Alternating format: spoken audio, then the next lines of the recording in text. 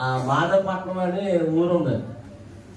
అక్కడ నాకు సభలు పిలిచారు. నన్ను పిలిస్తే ఆయన్ని ముందు చెప్పమనండి అన్నా. ఆయన తర్వాత చెప్తాడమ్మా, నాకు ప్రతిరోజు ఎక్కడికి వెళ్ళినా 2వ రోజు ఇస్తారు, నాకు 2వ ప్రసంగం ఇస్తారు నాకు అన్నాను. ఏమ్మా ఏంటి బయట మీట్ అక్కడ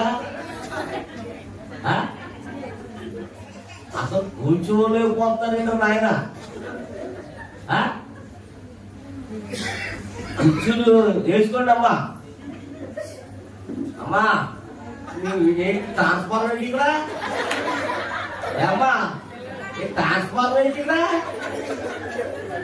నువ్వు జాగ్రత్త మరి ఇస్తావు, మరి జాగ్రత్త నువ్వు ఇస్తావు. ఎంత కంపెనీలో అయిపోయింది ఇక్కడ. గాల్లో తీసుకెళ్ళు.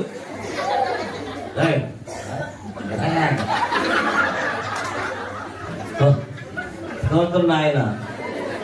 హల్లెలూయా. జాగ్రత్తగా వినండి వాక్యం. దేవుని స్తోత్రం. ఆ 2వసారి ప్రసంగాన్ని నన్ను వదిలేదు. వాక్యం చెప్తున్నారు. నన్ను అడిగిన ఆవిడ ఎక్కడ కూర్చున్నా చూస్తున్నాను.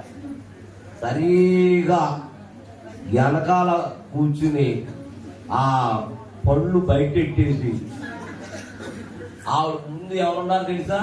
ఎరా ఇలాంటి గుడ్లు ముసలమ్మ చక్కగా ఇలా చక్కగా సౌరంగా ముందుంది. ఆవిడ ముందు తెగనొద్దురు వస్తుంది.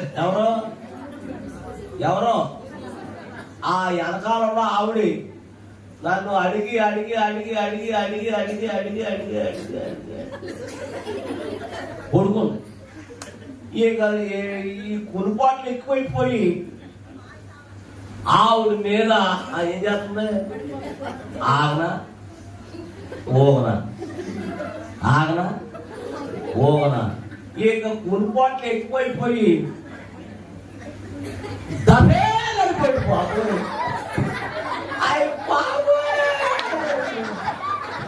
పళ్ళు గుచ్చిపోయి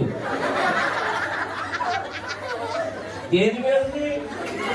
ముందు మీదకి. రక్తం వచ్చేస్తుంది.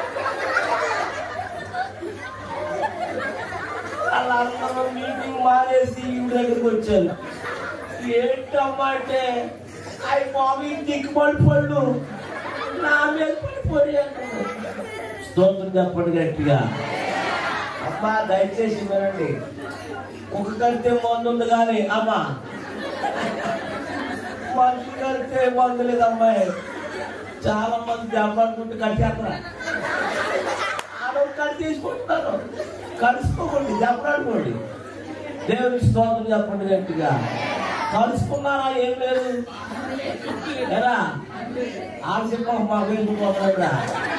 స్తోత్రం చెప్పండి గట్టిగా.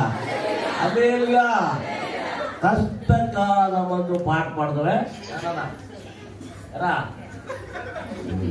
నమ్మకమైన దేవుడవై